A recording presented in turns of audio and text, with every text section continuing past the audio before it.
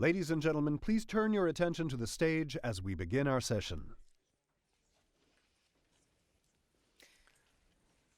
Welcome, everyone. I'm Julie DiBiase with the Prostate Cancer Foundation. We have an amazing session for you today with some very distinguished guests. We were talking on the way over here, and although the microbiome might be new to a lot of you, these guys combined have been working in the field from working in the lab to working in the clinic with patients for over 50 years together. Let's start with this. It's a modern day good habit to look at the ingredient list on foods, right? 50 years ago, 100 years ago, no one went to the grocery store and looked at the ingredient lists on their food. Why? Does anyone know? Someone? What was that in the front? There was no list. If you guys could cue the slide that I think most of you have probably already seen. There were no ingredients on foods. Foods were elements, like the periodic table. You know what else there wasn't 100 years ago in great supply? Obesity, diabetes, Alzheimer's, autism, irritable bowel syndrome, Crohn's disease, peanut allergies, heart disease, and even some forms of cancer. And that kind of brings us full circle around to this panel. There are 10 trillion microorganisms living on and in your body. And despite what somebody might have told you in the 90s, all bacteria is not bad for you. Quite the opposite. You couldn't live without it.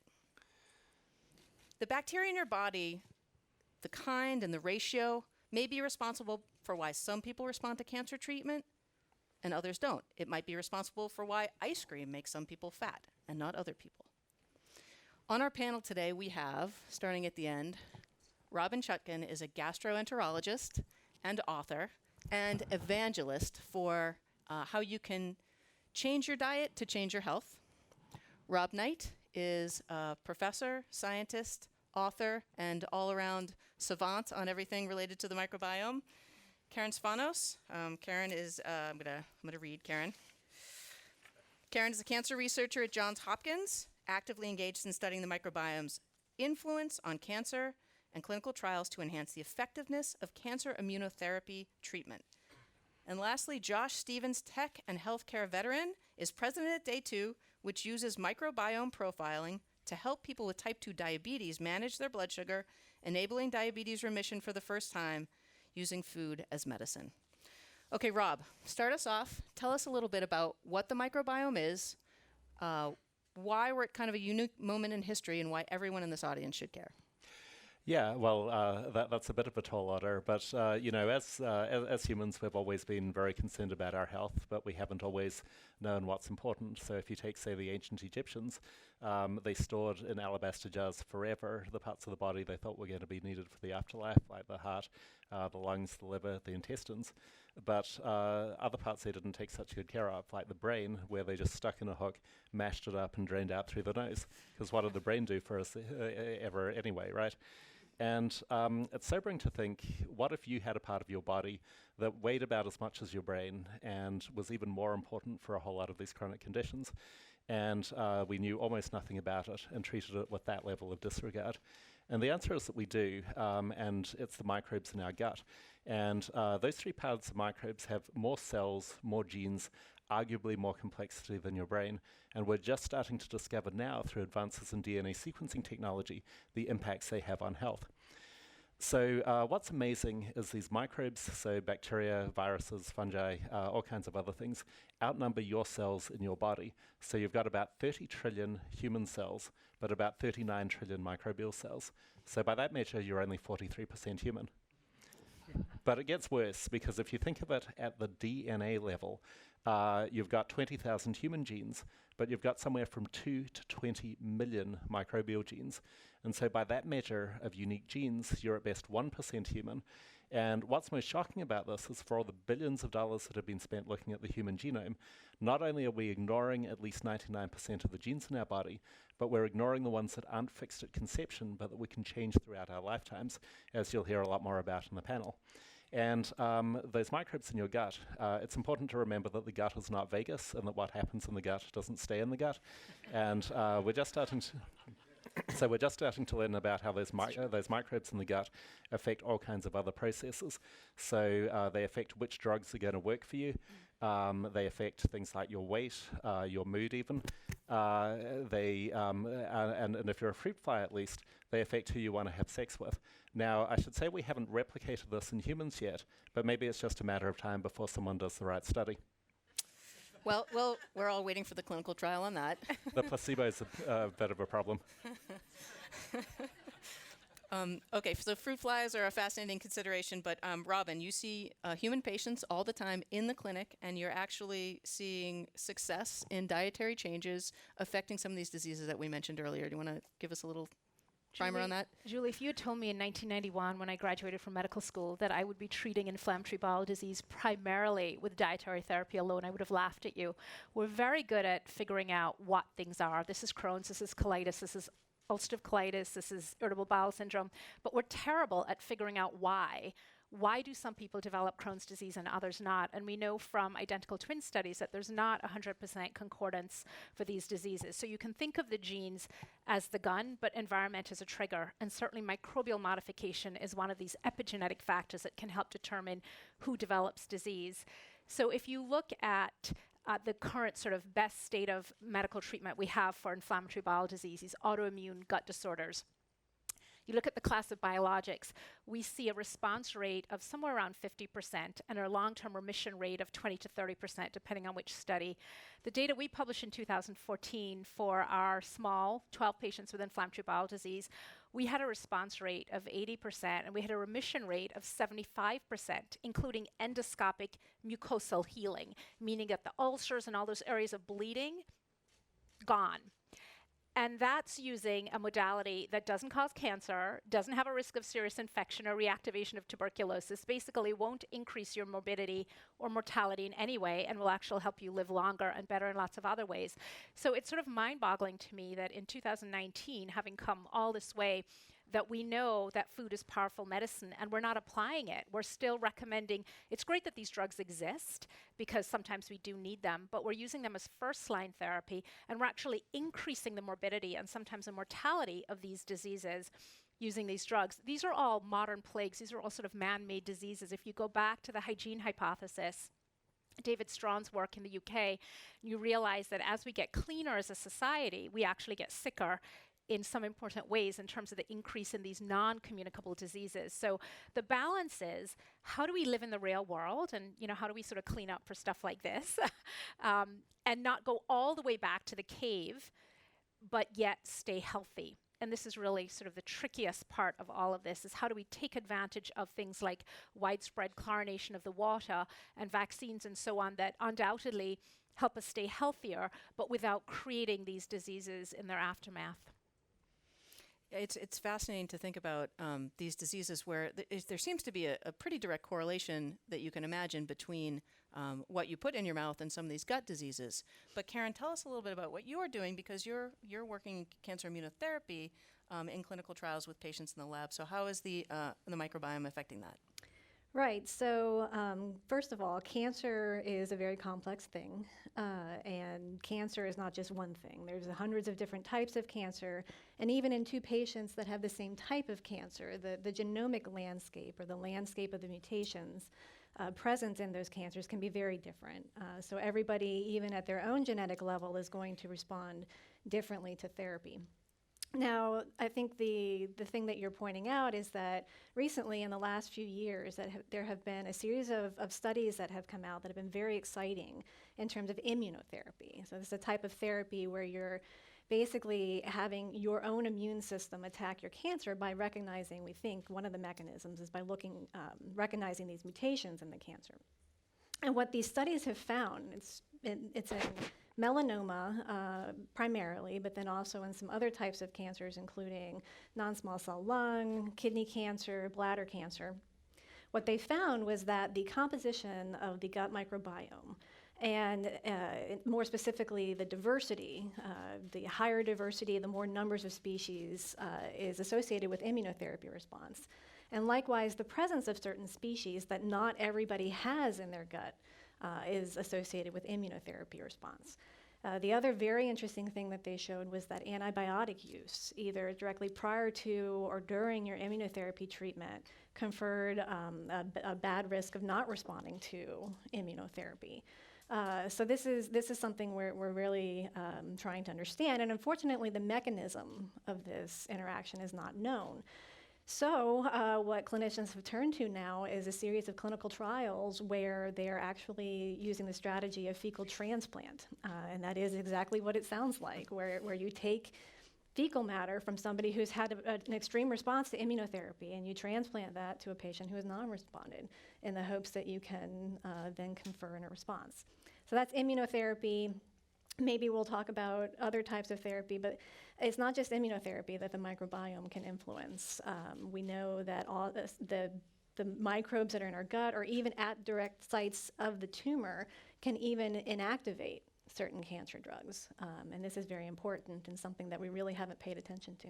That's fantastic. So I think the really fascinating thing about this panel is we have Rob, who's a researcher, Robyn, who's in the clinic, Karen is working in clinical trials, and now Josh is actually the president of a company that is leveraging what we know about the microbiome to transform type 2 diabetes. Tell us a little bit about how that works and touch on a little bit about the big data factor. Sure. So starting about 10 years ago, two scientists who are our founding science team asked the question, what is the best diet for humans? And they did this under the context that from a nutrition science perspective, much of what we run off of in the present day is almost 100 years old. In addition, there's very poor empirical evidence for nutrition having a health benefit in terms of what's been recommended and what is the long-term effects of nutrition. So they opened a study that was the largest of its kind, and the only of its kind in history, with 1,000 people in Israel. And they collected 150 clinical metrics, human DNA, microbiota DNA, anthropometrics, labs, pretty much anything you could get from a patient they collected, because they didn't know what would be a signal or an indicator of what was driving nutritional effect or nutritional non-effect. What they learned after profiling 800 people was that they put all the data together, made a machine learning model to look for correlations of input of food to all the clinical metrics collected to the post-meal blood sugar response of the meal, assuming that how someone could derive energy from food or the postprandial glycemic response would be a good marker, because that's one that could be studied now in the advent of a continuous glucose monitor that someone straps into their arm. So we can get an EKG of blood sugar on a 5-minute basis, tracking to food, to clinical parameters, to the gut profile. And what we learned were two things. Number one, human DNA had almost no effect on glucose response of food. No signal such that we threw it out of the model. We also learned that the response to the same food among different people is highly varied. So if I have a piece of Wonder Bread and Rob Knight has the same Wonder Bread, and we're both having this in a controlled environment after the night fast, he could spike and I could have a flatline response, or vice versa. We didn't just find this for white bread, we found this for 45,000 foods in the trial. We also found that the combinations of foods had a highly varied response. So I might be able to, if I had a spiking response to bread, I might be able to combine it with butter or with a protein to blunt the glycemic response and make it safe to eat, so I wouldn't gain weight or become metabolic. But that might not work for somebody else. So the response to food, highly personalized, and one of the biggest drivers of the personalized effect we learned was the gut profile. So we closed the trial, published it in Cell in 2015, and then we also did a double-blind crossover trial where we had the model that was created out of the data from 1,000 people predict and prescribe food administered by a dietitian in a calorie-controlled environment that would predictably spike individuals or not spike them, to see could we actually dose food as medicine to control blood sugar. And we found that we could. That was also published in Cell, and we've subsequently published in JAMA with the Mayo Clinic this year to validate the Israeli results with US gut on US food.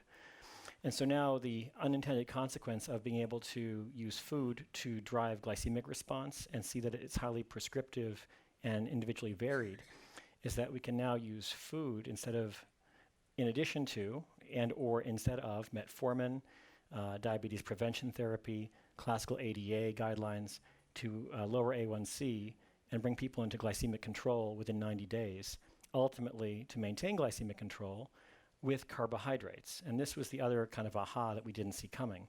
There's a lot of belief that in order to control blood sugar, you have to take out carbohydrates. What we're learning is that not only was food personalized for every food that people eat in terms of the glycemic effect, however, what is also true is that the ability to manage the condition is also highly varied. So if some people are highly metabolic and nothing's working for them, we can actually have a food intervention that would work for them. So this is something that we're now bringing to market. We've had tens of thousands of patients working through clinics and through employers as our customers effectively, and using the evidence-based approach of having to profile the gut first to get people to take a food prescription in addition to their existing care plan to get them into glycemic control. I really thought the biggest upside of microbiome research was helping to cure diseases, but I now know it's that we can all potentially eat more butter, which I personally advocate for. In the last 3 years, the number of medical papers on the microbiome has doubled. From 2017 to 2018, the number of clinical trials has doubled. And in the last 5 years, in the next 5 years, the microbiome market is projected to double. So years and years ago, Hippocrates said, let food be thy medicine. Yet for a long time, scientists and doctors poo-pooed, pun intended, the idea that that food could be medicine. So Robynne, what's going on right now? Where are we at in the zeitgeist that everything has changed? Well, I can't keep up with the literature, and I bet anyone who's a practicing physician has even more trouble. We're actually partnering with IBM at the moment through the Center for Microbiome Innovation that I direct to use AI techniques to read all those thousands of papers that are coming out every year and summarize it in a way that's more digestible, as it were. But I think like the amazing thing is that the ability to read out the microbiome. In 2007, overnight, we turned a $4 million experiment into a $12,000 one by introducing new technology. And today, that sequencing would cost you just 75 cents. So you probably wouldn't pay $4 million to find out what's in your gut or on your skin or in your mouth, but you might pay $1, right? It's not quite that cheap because there's other steps in the process, but it's getting dramatically cheaper. And at the same time, our ability to characterize food has dropped in price tremendously. So that's why you're seeing all these new associations between food and the microbiome. And what we need to do is take all that data and put a user interface on it so that it's actionable, so that you can understand what you need to do personally. I was surprised Josh didn't tell you about one of the coolest things in that study, which was for some people, it's actually better to eat ice cream than it is to eat rice in terms of your glycemic index and your individualized glycemic index, I should say. And on learning this, a lot of people have two questions, right? The first is there a test I can take that tells me if I'm in the rice category or the ice cream category? Yes. And that's what Josh sells. But the more interesting question is, could I reshape my microbiome? So if I'm in the category of people who should eat rice, but I want to be in the category of people who should eat ice cream, could I change my microbiome to achieve that? And I think that's really exciting. Julie, I think we can't really have a meaningful discussion about this without talking about the element of commerce and the amount of money being made by the pharmaceutical companies treating these diseases. So if you look at the class of drugs I referred to earlier, the biologics, remember when we talk about a disease like inflammatory bowel disease, we're talking about the fact that 90% of these people are diagnosed before their third decade, and the medical teaching is that you have to be on these drugs long term. So we're talking about putting somebody at maybe 16 or 17 or 18 on a drug, on an infusion, for example, and having them do that infusion every 8 to 10 weeks for the rest of their life at a cost of upwards of $10,000 per infusion, versus telling people to eat more vegetables. So the amount of money being made in treating these diseases is astronomical, and I think any really meaningful discussion about this has to take this into account. One of the things that I wanted to talk to Josh about later was this idea that you can actually quantify this in this very scientific way, as opposed to just generally saying people who eat more vegetables have more of this amazing microbe, Faecalibacterium prosnitzii, F. prosnitzii for short. F. prosnitzii is the most prevalent microbe in vegans who actually eat vegetables, not the Pop-Tart vegans. And we know that it's protective against a range of diseases, not just diseases in my neck of the woods like colon cancer, but cardiometabolic diseases and diseases like diabetes. So why not just have people eat more vegetables? The kind we know are really helpful. The cruciferous vegetables, eat the stems, fermented foods, increase your levels of Faecalibacterium prosnitzii. We know that those microbial changes can occur within about 30 hours of changing the diet. We know that from the Nature study. And that not only do the microbes change, but genes that are turned on and off also change. So what's the real advantage over drilling down in this specific way? Because, of course, the microbial content is changing too, as opposed to just saying eat more vegetables. So take the last part first. What we're seeing is that eat more vegetables. So maybe take a half step back, looking through the lens of diabetes, which is where we're maniacally focused right now because we see that's been the utility application first. The guidelines from the American Diabetes Association would be to have a Mediterranean diet, directionally speaking, more vegetables and more whole foods. The challenge and opportunity and problem with that may be better than going to have processed foods all day. However, for at least half of the patients we know, that those guidelines send metabolic diabetics further into the condition that they already have, because there's plenty of fruits and vegetables that will spike people over 140, spike them over 200. For me, parsnips, any squash, bananas, on their own are verboten. They would make me pre-diabetic if they were a staple in my diet. We've learned that that doesn't mean that we have to eliminate them, though. We've learned that we can combine them in many cases with other foods because the gut doesn't look at foods in isolation. They look at combinations of macro and micronutrients against the bacteria that are dealing with them to break them down and then drive the metabolic process. We don't know every KEGG pathway that's associated yet. We're working on that, but what we do know is the correlation. So if my doctor told me to have more vegetables, green vegetables, there are some green vegetables, including broccoli, that will spike people, that will spike their blood sugar. Now, that doesn't mean that they shouldn't have broccoli, but if they don't know that and all they do is have broccoli, they're going to actually go further into a diabetic state. And so we can actually say to them, well, let's get you profiled, and let's balance the broccoli with what can be added to it, which could be butter, or it could be proteins. Typically, those tend to blunt glycemic response. But the effect of blunting glycemic response to any food or in any combination is personal. So walnuts might work with oats for me to make oats safe for me to eat, but it might be almonds for you. For Rob, there might be no combination that works for him based on his gut profile. To the first part, in terms of shifting the gut. So then can we change the gut profile? Do we know that yet? So I want to be very careful because we're going through an FDA process and I don't want to say things that we shouldn't say, but I will tell you what we've observed. The gut shifts for sure, as one is in glycemic control. If we take a metabolic cohort and bring them into control, we absolutely see an increase in diversity and abundance across up to 3,000 strains of bacteria.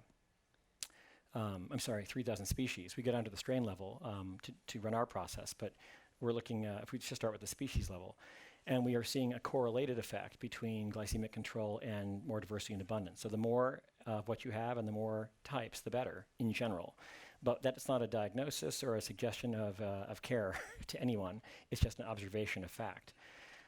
We think there's opportunity, therefore, to shift the gut through therapy in the long run, but we would say we're in pre-season of that right now, doing long-term study beginning now. Julie, I can talk about that from a research perspective. So what's been seen in many different trials of diet is over the long term, what you eat has among the biggest impacts on your gut microbiome and will totally shift you around on the microbiome map relative to other people. But what matters is what you ate over the last 3 to 6 months. What you ate this morning has almost no impact. So what's really important is long-term habits, but especially things, and some of the habits are a surprise, like whether you self-report as a vegan or as an omnivore has no effect overall on your profile because you can be the eat your vegetables vegan or you can be the Pop-Tart vegan. vegan, like you heard from Robyn, and that has a much larger impact than whether you sometimes eat meat. But what we see is that people who eat a lot of different plant species tend to have very diverse microbiomes, which we think is a healthier ecosystem overall. Can I ask a question? Sure. So I just want to clarify a point. So I keep hearing things like people can eat ice cream, if they have certain microbiome profiles, or people can eat butter. And is there a portion control aspect to this? Because obesity, weight gain is not a good thing either in terms of disease. So this has been one of the dangers of having a model that works, is it can be abused. So while we can profile a subject, a patient, a consumer, and say, here's what would work for you, and there are 35% of the population who could have ice cream and not have a glycemic spike, it is also true that we have our results delivered through a physician. We prefer it that way, or through a registered dietitian, so that they can provide some common sense filter, because a regular consumer, and I want to be careful how I word this because it could be taken in an elitist sort of way, but we know that consumers in the wild could take that information and abuse it and say, oh, I can eat ice cream all day long. And our model will show that not only can ice cream not spike a certain subject or spike them, but it will also show at what quantity. So we can tell the patient or the clinician, here's how much ice cream in a dose, in a meal, that will not spike the patient. You can tell them they can include it in their meal plan, up to a half a cup a day or a cup a day. It varies on the person.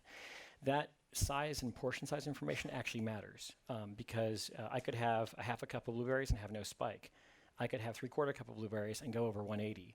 There's sensitivity in portion size on glycemic results, and so we now know that, and we can give that information to the clinician as part of the imparting of a meal plan, so that when someone's under care, they can actually know they don't have to have an elimination diet, but how do they start to bring things in some sort of boundaries, which we're finding that it's easier to keep people having ice cream, if they can process it, in small quantities, than say carbs are off the table, which seems like an unbelievably impossible way to live for the average subject. And so the opportunity that we're seeing is now an inclusion diet or a combination diet, where we can say, here's the things that you might have been told you shouldn't eat: bread, rice, ice cream.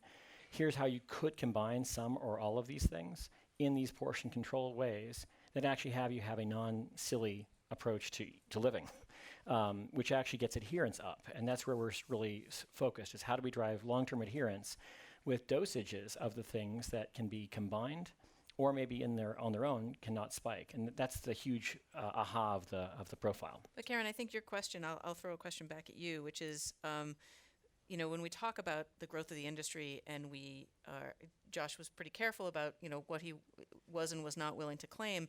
I guess I would throw the question out with the vast growth that we're seeing, exponential growth. How do we stay evidence-based in what we're doing? That's a question for everyone. Yeah, I mean, can speak to that point from the point of view of a bench scientist. I run a research lab, and I think where I see the field currently is and where it's going is, we've been profiling microbiomes, we've been finding out who's there, and we've been correlating that with disease risk, with diet, with even how we can modulate your diet to modulate who's there. I think where we need to go next is in understanding what those microbes are doing. What are they producing that's actually mechanistically what's causing this association? And that's a little bit harder.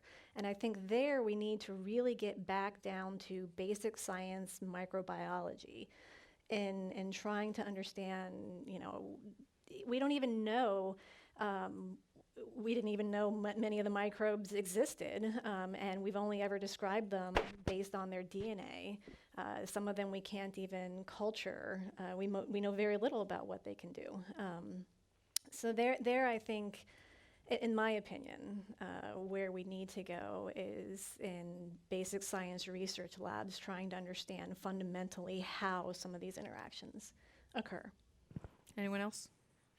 I think as we look at all of this data, it's important to keep in mind two things: markers as well as function. So glycemic index is certainly an important marker, and glycemic response, but there are other things too. So levels of short-chain fatty acids are an important marker in terms of gut function and health of the gut, neurotransmitter production, etc., all the other things microbes are involved in. And then the other thing is function. So if I asked everyone in this room, everybody who is good, stand to the right, and everyone who is bad, stand to the left. That's sort of the way we look at the microbiome. People always want to know, my patients always ask me, what about the bad microbes? I want to increase the good microbes. So most of us are somewhere in the middle, right? We're not either in the left wall or the right wall.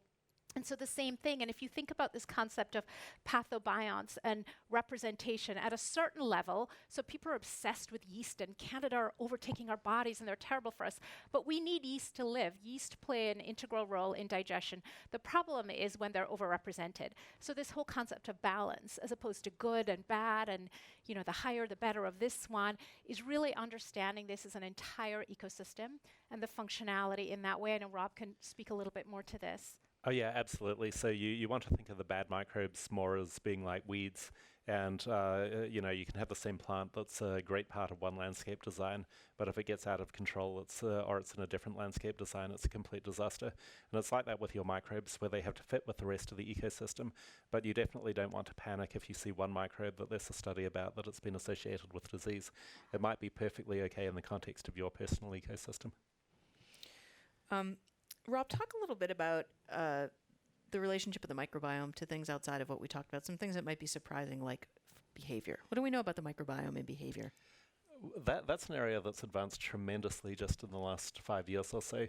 And before that, it was considered crazy to even go looking for relationships between the gut microbes and behavior. But now what we know is that you can transplant from a human to a mouse by way of a fecal sample all kinds of symptoms, including symptoms of major depressive disorder, even symptoms of autism, so compulsive behavior, cognitive deficits, communications deficits, as well as the GI dysfunction that's associated with autism.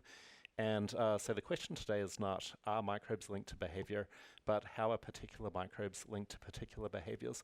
Because some of the things they can do, they can release small molecules into the bloodstream that go to your brain and affect behavior by changing your brain's gene expression. They can signal through the immune system. They can signal through the nervous system. So the vagus nerve directly connects your gut to your brain. And they also produce a lot of neurotransmitters. So 90% of your body's serotonin is in the gut, not in the brain. And microbes in your gut also produce GABA and acetylcholine and all kinds of other neurotransmitters. So there's a lot of different pathways that we're just starting to work out the details of. When I think about the volume of diseases that you guys have talked about today and the number of pharmaceuticals that are out there right now, both currently and in development for these diseases, it sort of begs the question of, you know, where do we go between, you know, the pharma with an F and the pharma with a PH? Robynne, you've advocated for people clearing out their medicine cabinets to some degree. You know, where do we go with this? What's the tension between pharmacy and pharma? Well, I think it's both, clearly. I mean, there have been some really provocative studies in the inflammatory bowel disease world showing that rurality, exposure to animals and nature, particularly in the first 5 years of life when the microbiome is still developing, are protective. So you can actually decrease your chances of developing a serious autoimmune disease by simply going out to the cowshed, or really taking your kids out to the cowshed, and not for spanking, but actually to roll around in the mud. So knowing things like that, it doesn't mean that we completely abandon modern medicine and we throw away the drugs, but we really have to think about the protective effects of what I like to call dirt, sweat, and vegetables, and how important those are in preventing some of these diseases, particularly in our at-risk population. So a great example is in my patients who have Crohn's disease who are pregnant, I tell them under no circumstances should you have a C-section unless there's absolutely no other alternative, because that moment of the baby passing through the birth canal is arguably the most important moment in your life. That's when you get colonized with all those founding species. And we know that babies that are born via C-section, instead of being colonized with a mother's founding species, are colonized with hospital-acquired staph. and that difference confers an increased risk that goes on for years, increased risk for autoimmune disease, for obesity, for allergies, for asthma. So things like that, the way we take what we know and we personalize it to the patient and say, really important for you to try and have your baby vaginally, really important for you to breastfeed your baby. We know there are important components of breast milk that feed the baby's bacteria that, again, prevent against these things, but it doesn't mean that at the same time we throw away the medication. I think we have to use them both. I think it's important to look at the impact of medication on chronic conditions. Speaking from a personal story, I was told by my cardio, that I'd be a good candidate for a statin. And this is as I was looking at the science that we're doing now. And I asked, well, what would the impact of a statin be for me over the next, I'm a 45-year-old male, for the next 25 years. And they said it could probably have a 5 to 10 to 15% impact on your condition. And I said, well, what's the alternative? And they said, well, food. I said, well, what's the impact of food if it's, what's the long-term impact? They said, probably 3 times. I said, why aren't we talking about that? And so whether it's plaquing in the arteries, which is caused by glycemia and sugar over time, we know that now, or whether it's diabetes and prediabetes, which is caused by excess blood sugar, how we can bring sugar into control to control the metabolic issues, but also cardio issues. The dirty secret, which could be good for pharmaceutical, but is not yet embraced by pharmaceutical, is food can have far better impact. It is the only lifelong intervention we have. And if you're looking at a business model where a company has a customer through mortality, it's very disruptive and scary to those interests to say, I can disrupt your lifetime value of metformin or of a mortality drug for a chronic condition by having a food intervention. And so we need to figure out a way to break the cycle of annuity-based pharmaceutical business models that are incented to drive 5, 10, or 15% of a condition management. They're managing a condition but not reversing by observing the market. And so we have an opportunity to actually drive remission and reversal with lifestyle interventions that are not marathon running and are not ketogenic. And that's what we should be talking about when we are looking at FARM versus pharma. Karen, talk a little bit in general about what some of the challenges you're experiencing in the clinic are as you're working on these things together, microbiome and drug response, and what some of the challenges in general are in your space. Well, so some of the challenges that we face in trying to get our studies up and running in either the clinical trials or even in some of the studies that we're doing in prostate cancer, where we're trying to enroll patients into a study, ask them to provide, stool samples, is, some of our patients just haven't heard about the microbiome yet. They don't understand the importance of it. They hate the idea of even messing with a stool sample. Why on earth would you ever be asking us to do that? So I think something that could be very helpful to the science is to try to get the word out somehow about how important the microbiome is, how important it is even for cancer treatments, even for therapeutic response, and to participate in these types of studies because it's just a stool sample. So that brings us to the question, I think, of delivery of this information. If you look at first glance, it might seem, like you said, Josh, that this is a more sort of affordable and economical way to treat disease with food. But in reality, there's a delivery issue, right? So if I'm trying to feed a family of 4 and I can get 900 calories out of a cheeseburger, fries, and a drink for $5 at McDonald's, but I will say from personal experience that it cost me $6 to get a quarter of a pint of blackberries at the farmer's market. And you're looking at the difference in that economically. Let's talk about delivery. How do we deliver this kind of new treatment at scale to the general public? So I will probably offend my liberal colleagues from the Bay Area, but I will offer that I think it's a false choice between McDonald's and blueberries. I think that while it's noble to have organic whole foods, and I think I try to adhere to that myself. I believe that we know empirically that whole foods can spike someone and send someone into chronic states just as much as processed foods, looking strictly at glycemia. So I think there's a bankrupt choice there to say whole foods or processed foods when it comes to blood sugar. When you look at other conditions and other issues, I get it. There's always a better choice to be made than processed in general. But what I do believe is that human beings are hard to change. Behavior is very hard to change. And as a noble liberal when I was very young, I believed you could change everything about behavior. Now my observation is, empirically, that you can't change a lot of behavior, but you can meet people where they are.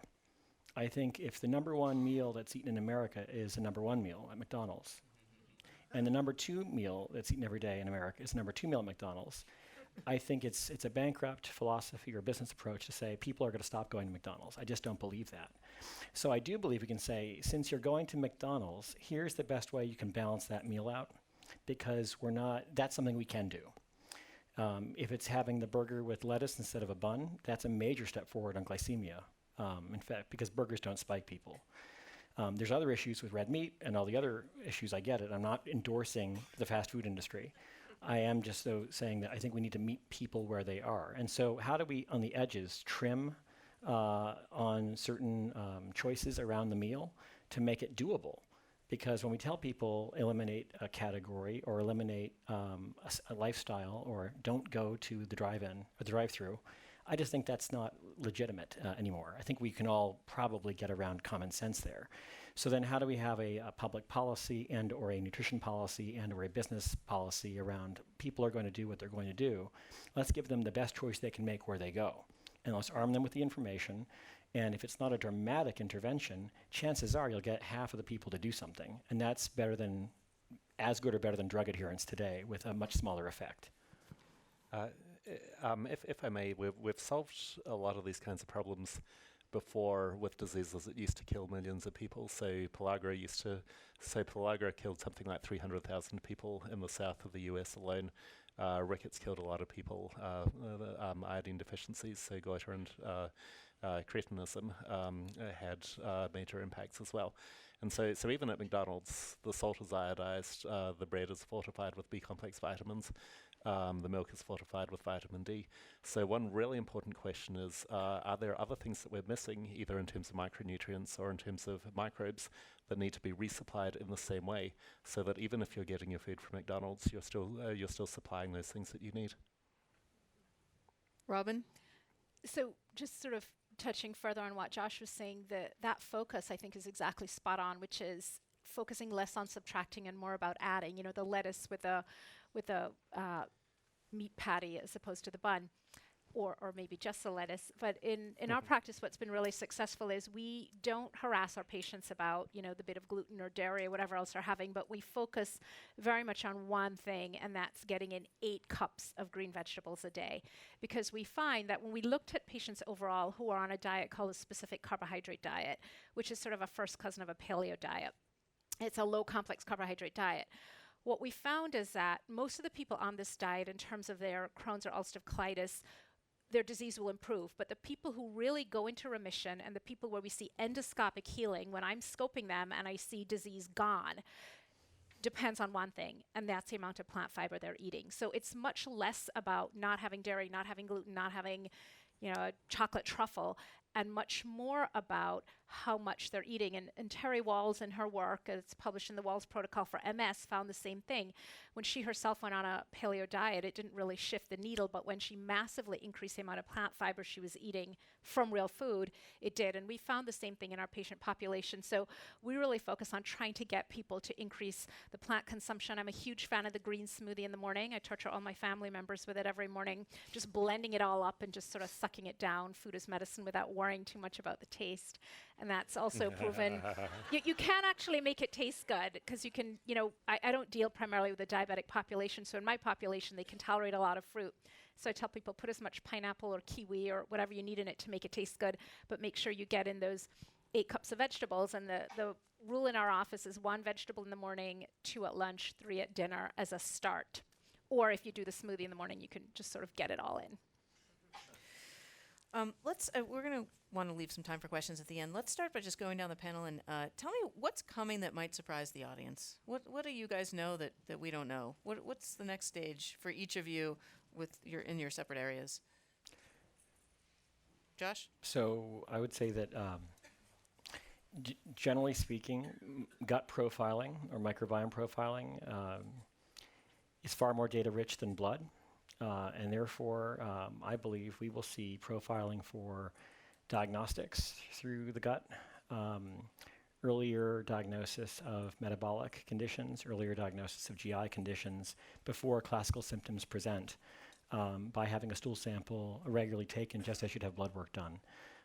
Because we're seeing signal in the database now of the conditions that are either GI conditions or metabolic conditions, well before diagnosis, which we know now from now having 5 years of data and doing track back. And so this is the promise, we think, and this isn't a forward-looking statement from my company, but rather for the industry, that as we get more clinical metrics correlated to gut profiling, the ability to discern what's going on with the person from their gut will be a lot more data rich and predictive and quicker, earlier intervention than seeing something in the blood, which is a later manifestation, is what we believe. Okay. So again, I'm going to speak to the cancer field, but I think that one of the most exciting things coming out of microbiome research is we talked a lot today about the gut microbiome and the bacteria that are present in the GI tract. But you have to remember, there are microbes all over our body, and on and in our body, on our skin, on our oral cavity, in a lot of places like the urinary tract, which we actually study because we study prostate cancer, microbes that we never even knew existed there. And my hope is that when in cancer, there are many different types of cancer where to this day, 2019, we have no idea what causes them. And it's something that we're very actively working on in the lab with prostate cancer. And I think that coming down the line, we might even see some discoveries related to how these microbes might actually contribute to cancer causality. That would be amazing. The most exciting thing to me is right now we're pretty good at telling you where you are on a microbiome map, as it were, and telling you what's happening right now.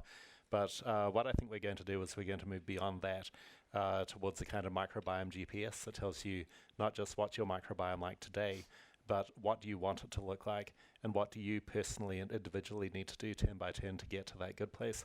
And we're already seeing this in some long-range predictions. So we've been working with a cohort that where you had people who pooped in a cup for science back in 2002, and then we know all their health data since then.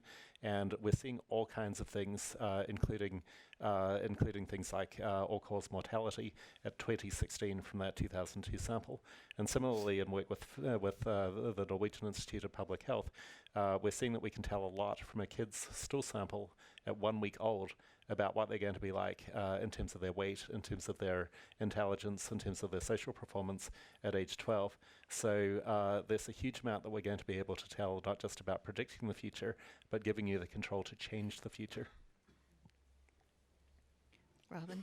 Because as a gastroenterologist, I'm actually most excited about the gut-brain interface and how we can harness the power of the microbiome and some of these sort of gut-directed therapies to improve mental illness. So we know that we can induce anxiety in mice by giving them a big dose of Campylobacter jejuni, for example, and we know we can eradicate that with the right microbial therapy. So looking at the sort of psychological baggage that goes along with so many GI disorders, not just Crohn's and colitis, but irritable bowel syndrome, et cetera, and all the accompanying anxiety and depression and dysthymia, and the ability to not only have your gut feeling better, but to have your brain feeling better too is super exciting. And doing that through these sort of auto stool transplants. So nobody wants to ingest anybody else's stool, whether it's orally or rectally, or, people don't want to have anything to do with that, and I get that. But amplifying the veritable good bacteria, if you will, within your own F. brusnitzii, really amplifying that and then reintroducing it to sort of enhance your own microbiome, I think is where we're heading with that. That's great. Can we get the microphone for questions? Start right here. Thank you all for the really interesting information. So I know biologics were mentioned a few times, and so my question is, has there any research been done so far, even if it's just preliminary, around which patients are able to get off biologics and rely on microbial therapies versus those that can't, particularly within autoimmune and autoinflammatory disease? From a microbial perspective, I think it's been challenging to say that there's one particular signature, but there are other features. So we know, for example, that people who have high inflammatory markers, things like the erythrocyte sedimentation rate, C-reactive protein, fecal calprotectin, we know that those patients respond in a certain way to biologics. So looking at those sort of serological markers, and then we know in terms of the type of disease, patients who have fibrostenotic disease, where instead of a lot of inflammation, they have fixed narrowing with Crohn's, tend to not respond well to biologics. Unfortunately, they don't respond as well to dietary therapy either. So there's still some challenges within that. And my lab's doing some research on that question with Bill Sanborn at UC San Diego, and also with Pena Kashyap at the Mayo Clinic. So it's still early stage, but there's a lot of scientific interest in exactly that kind of question. Can you predict when someone can stop therapy, and from their microbiome, and could you modify their microbiome to improve those chances? I have a question. There seems to be some gut bacteria that are particularly interesting, like Akkermansia. And I'm wondering if there's at present a business model for isolating that, culturing it, and making it available to the public, even if it's in a fecal capsule. And the second part of the question then, does that become a medication that the FDA is going to regulate? Short answer is yes, it's a drug, and it's regulated as a biologic by the FDA. So still, by the way, so you have to prove that you got it under GLP and GMP conditions, which is a bit of a problem. But so the microbes that are sold as probiotics are essentially either isolated from food or they've been in use for decades, and so they fall under the GRAS guidelines for supplements. Any new interesting microbe you find on the human body is going to be regulated as a drug, and so you'll have to go through the full clinical trials procedure, and you'll have to manufacture it according to the standards of a biologic. But keep in mind, you also have to think about how you feed the Akkermansia or the F. prosnitzi once you introduce it. So it's great to borrow some from a vegan friend, but if you're then eating at McDonald's every day and not eating the same way, you're probably not going to get meaningful repopulation. And this is a whole crux of the matter with probiotics, is you can introduce them, but how do you really create the repopulation and the recolonization that you need to affect the disease process? I'm sorry, can I follow up with the second question? So the probiotics are all aerobic organisms, otherwise you couldn't take them. And these are, for the most part, anaerobic organisms, so you can't swallow them. Well, they get into your gut somehow. Yeah. So even though most of them die, some of them are going to survive through the process. And in a lot of cases, you only need one cell to colonize your intestine to repopulate. But that fecal oral route is how essentially all of us got essentially all the bacteria that are in our gut right now. And I regret to tell you that you're exchanging microbes with everyone else in this room right now via that route, with little particles that are getting through. Mike is there. Are there any books on gut health for non-professionals that you could suggest? Well, funny you should ask. Funny you should ask. I wrote one called The Microbiome Solution. Rob's book was actually one of the first ones I read. That was really terrific. Marty Blazer's book, Missing Microbes, is very good. I like Jeff Leake's Honor Thy Symbionts. Terrible title, great book. Yeah, those are all good choices. I wrote another one with Jack Gilbert called Dirt is Good, that's focused on childhood and advice for parents that's evidence-based. And I'd recommend The Personalized Diet by Dr. Ron Siegel, S-E-G-A-L. How do you use your gut profile to actually have create a personalized diet around your health? So are the BPAs that are getting in our bodies, are they affecting our biome? And is there, you're talking about the McDonald's. So were you saying there's not a difference between conventionally grown food and organically grown food? I mean, does that not affect our biome too in a different way? I can address the BPA question. So we haven't done this in humans yet, but in rabbits, which we've used as an experimental model, BPA messes up not just the microbiome of the adult rabbit, but also the offspring of that rabbit.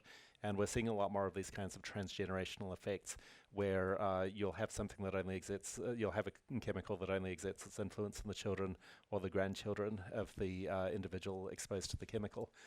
In terms of organic versus non-organic food, that turns out to be an amazingly complex question because there's all kinds of things that can affect the nutrient content of food beyond whether it's organically or non-organically grown.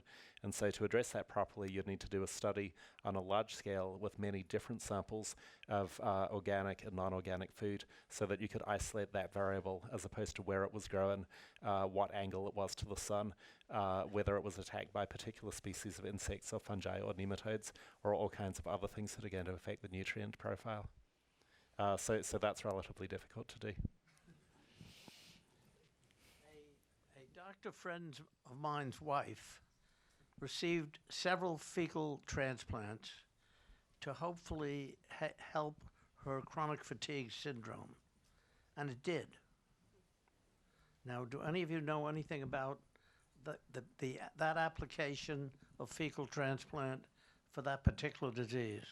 Yeah, there have been several studies looking at fecal transplants for chronic fatigue syndrome. The problem looking at just one patient like that is there's clearly a placebo effect too, right? So she's gone to all the trouble of doing these transplants, and so there's some sort of bias to suggest that it's helpful. But there are some long-term studies. There are good studies looking at chronic fatigue syndrome. There are some good MS studies. There are Parkinson's studies. There are autism studies. One was published a couple weeks ago. So we have more and more data. I would say that 90% of the patients who come to see me about a fecal transplant, I advise them not to, because they don't meet the criteria for a study or their symptoms are too nonspecific. It's vitally important that we get the data within clinical studies so that we know, first of all, this transplant is only as good as a donor stool. So we have this concept of the super poopers.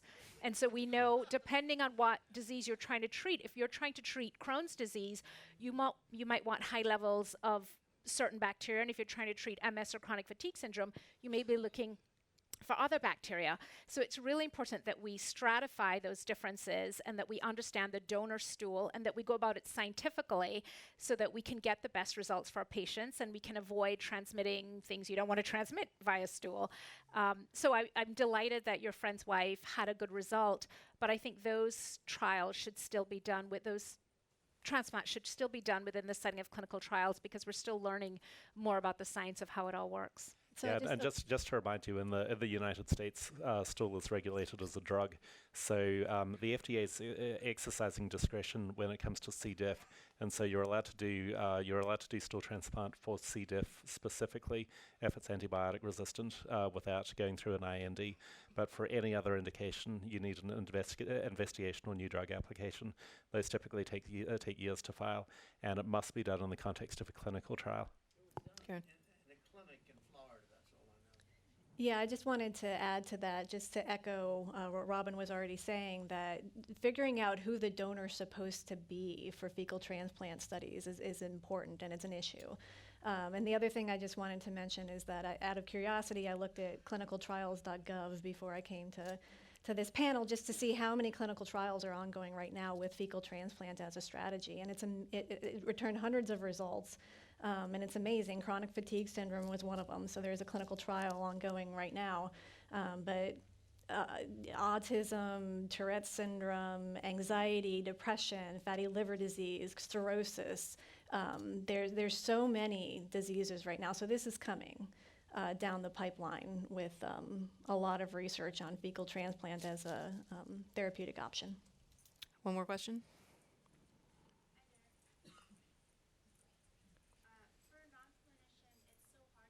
Through the fact and fiction. I think most of us at some point or another have had a round of antibiotics, and I've heard that you can never regain the microbiomes that you had at birth. Is that true? And if is that true? And my second lead-on question is probiotics. If you supplement it or if you foster it with a healthy diet, can they help recolonize your gut, or is it a waste of money? So I can answer that from a perspective of 30,000 patients under in our database. We know that we require a washout period for antibiotics because it does wipe out a meaningful part of what's there. We also know that after 90 days, provided there's a stable environment, which we would define as no foreign travel, a regular eating pattern, not pregnant, no antivirals, no other antibiotics. In a stable environment, the gut largely restores. And it's also true that at no 2 minutes is the gut exactly the same. But the difference minute to minute is not meaningful from an overall diversity and abundance perspective. It's the long-term trend is what we're seeing. Okay, we've got to wrap it up, but let's go down the line and just say, if you could give the audience 1, 2, 3 pieces of advice that they can use at home to take advantage of everything you guys have said today. What would it be, Robyn? Dirt, sweat, veg. In that order. Dirt? More dirt, sweat more, eat more vegetables. Get a cow, although that's not practical. I love that. Dogs are pretty good too, though. Their own cow. Love that. Okay, I'm a cancer researcher, so I can't help it. Don't smoke, wear sunscreen, and eat healthy and exercise. That was 4, sorry. But ask your doctor for a trusted gut profile solution and get profiled. Okay, great. Thanks, everyone. Thank you.